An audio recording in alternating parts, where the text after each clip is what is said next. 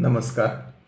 आज मी प्राध्यापक MP पाटील सरांच्या गीता ज्ञानेश्वरी इहवादी दृष्टिकोन या पुस्तकातील स्त्री शूद्रांचा वेदाधिकार या प्रकरणाच्या मी पाडलेल्या 3 भागांपैकी शेवटला 3रा भाग वाचतो. वेदवाङ्मयातील स्त्रीची स्वामित्वरूपी प्रतिमा. स्त्रियांच्या बाबतच्या उच्च ब्रह्मविद्येचा आणि वेदांच्या रचनेचा वेदाधिकार वेदवाङ्मयात ठळक स्वरूपात आढळतो. याचे कारण वैदिक समाजात स्त्रीचे असलेले स्वामित्वरूपी स्थान. गरुड मातृप्रधान संस्थेत जन्मले. आदिती 12 आदित्य देवांना जन्म देते. या कथा मोठ्या गौरवाने सांगितल्या जातात. या कथांवरून आर्याच्या काही गटात मातृप्राधान्य असावे हे स्पष्ट होते.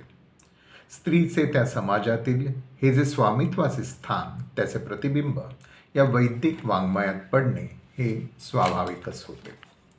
1 ऋग्वेद 3.54.3 मध्ये स्त्री ही घराची स्वामिनी आहे ही कल्पना आहे. किंबहुना पत्नी हेच गूढ होय अशा रूपकाश्रयी सुभाषितातून तिचे महत्पद स्पष्ट केले आहे. 2 ऋग्वेद 10.85.36 मध्ये गार्हपत्याकरता देवाने तुला गृहसंस्थेचे नेतृत्व दिले आहे असे तिला ईश्वर पुरस्कृत नेतेपद दिले आहे. 3 ऋग्वेद 10.85.46 विवाहाच्या आशीर्वादपर मंत्रामध्ये सासू सासरे दीर नणंद इत्यादींची तू सम्राज्ञी हो असे म्हटले आहे. तिला हे असे सम्राज्ञी पद दिले आहे.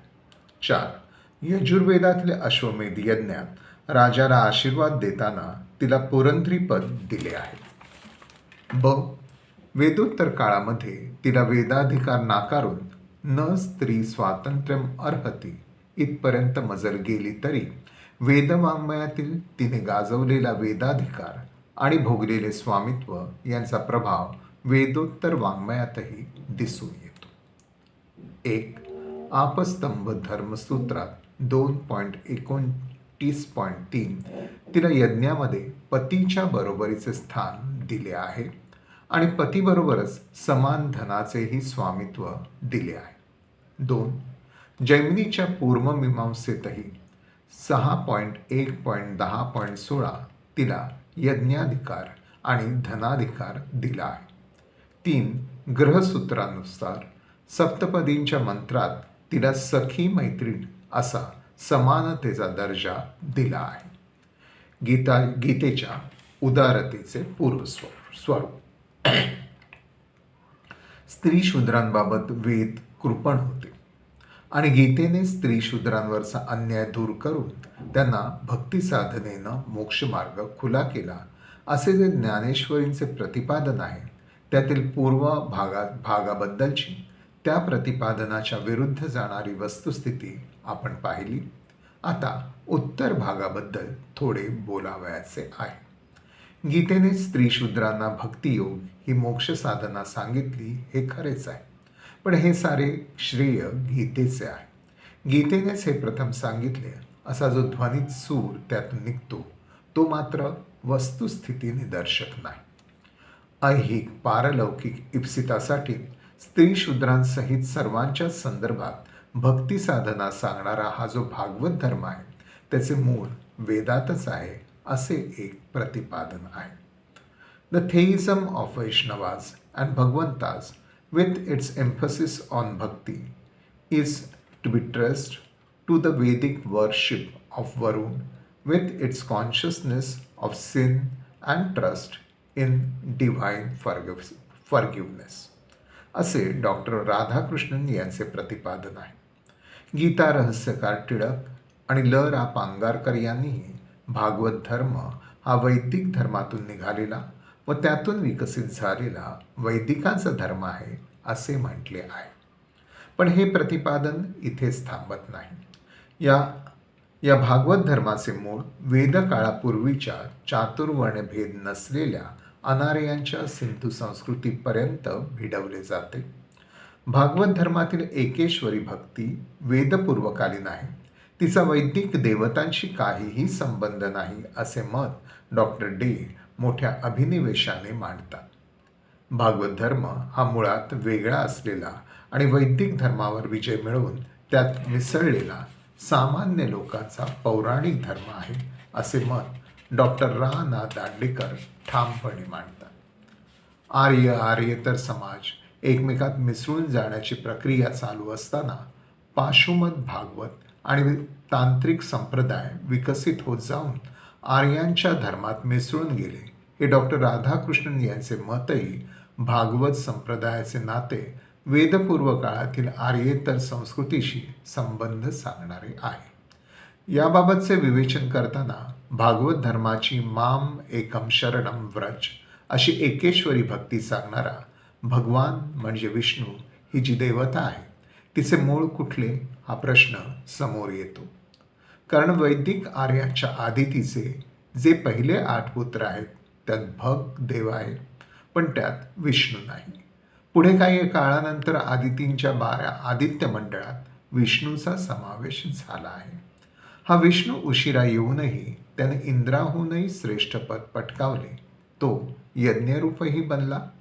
पावन श्री विष्णू देवानाम श्रेष्ठ इति यहास विष्णू यज्ञहास याच आशयाच्या प्रार्थना वैदिक वाङ्मयात अनेक ठिकाणी आढळतात.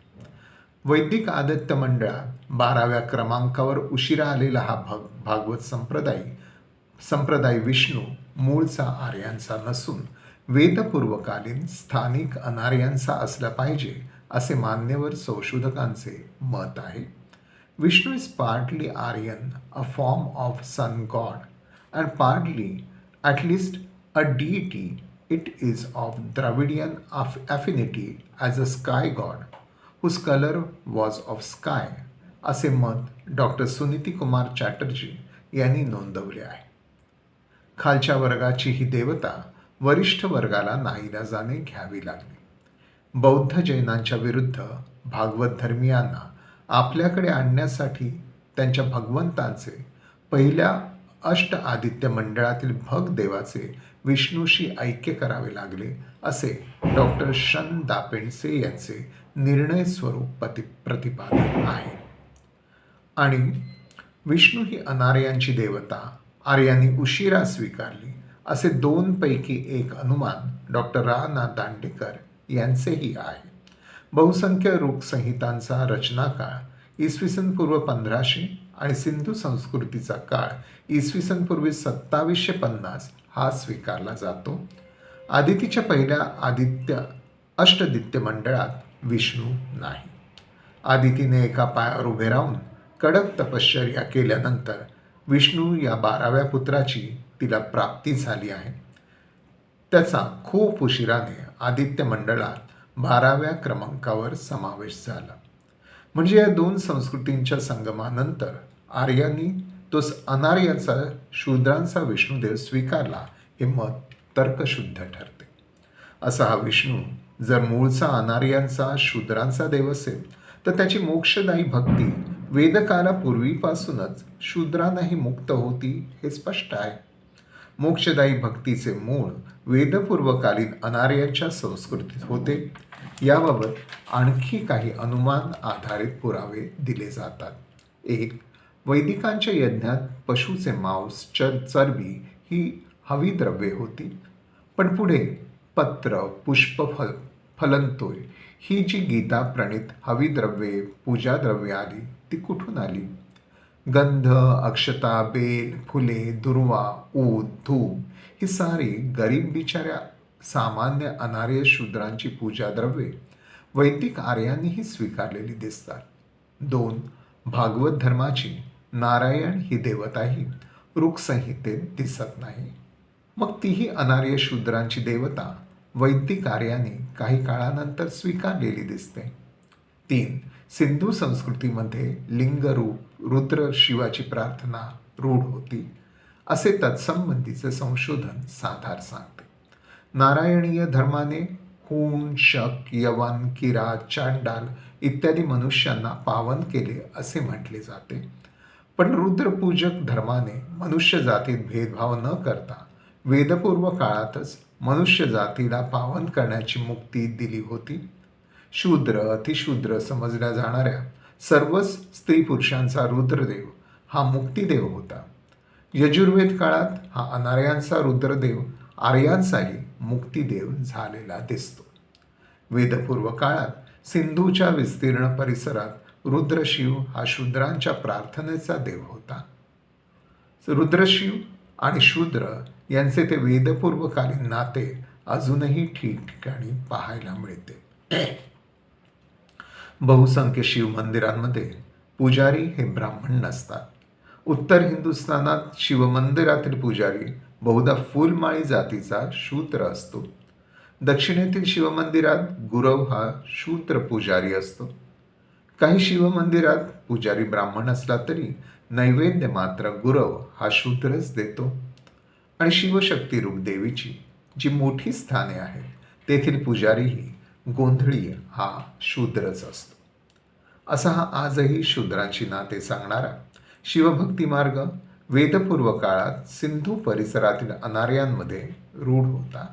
पुढे आर्यांच्या विजयानंतर शूद्र समजले जाणारे हे रुद्र शिवभक्ती मार्गी अनार्य कदाचित आर्य भगवंतांच्या वैकुंठीचे मोक्षाधिकारी नसतील, पण ते रुद्राशिवायच्या कैलासाचे मोक्षाधिकारी नक्कीच होते. गीता आणि वेद यांच्याही फार फार वर्षापूर्वी. एकूण निष्कर्ष असा की वेद हे स्त्री शूद्रांबाबत कृपण नव्हते. स्त्री शूद्रांनी आपल्या कृतींनी वेदाधिकार सिद्ध केला होता आणि मोक्षदायिनी भक्ती साधना ही प्रथमच स्त्री शूद्रांसाठी गीतेने मुक्त केली. हा जो सूर प्रस्तुत ज्ञानेश्वरीच्या ओव्यांतून अध्याय 18.14, 47, 48, 49 ध्वनित होतो तोही वस्तुस्थिती निदर्शक नाही. गीतेच्या फार फार पूर्वी, वेदांच्याही पूर्वी ही भागवत संप्रदायाची विष्णुभक्ती आणि रुद्र शिवभक्ती स्त्री शूद्रांसहित सर्वांनाच मुक्त होती. या प्रकरणी इथे प्रकरण संपते. या प्रकरणासाठी वापरलेले संदर्भ: 1. वैदिक संस्कृतीचा विकास, तर्कतीर्थ लक्ष्मण शास्त्री जोशी. 2. प्राचीन भारतीय समाज रचनेतील शूद्रांचे स्थान, डॉक्टर रामशरण शर्मा. निवेदक जयंत गडकरी. 3. वैदिक वाङ्मयातील भागवत धर्माचा विकास, डॉक्टर शन दा पेंडसे. 4. पौराणिक भागवत धर्म, डॉक्टर शन दा पेंडसे. 5. महाराष्ट्र संस्कृती, डॉक्टर पु ग सहस्त्रबुद्धे. 6. ऋग्वेदातील भक्तिमार्ग, ह दा वेलणकर. 7. स्पर्शास्पर्श, श्री दा सातवळेकर. 8. सिंधू संस्कृती, ऋग्वेद व हिंदू संस्कृती, प्र रा देशमुख. इथे हे प्रकरण संपवतो. धन्यवाद.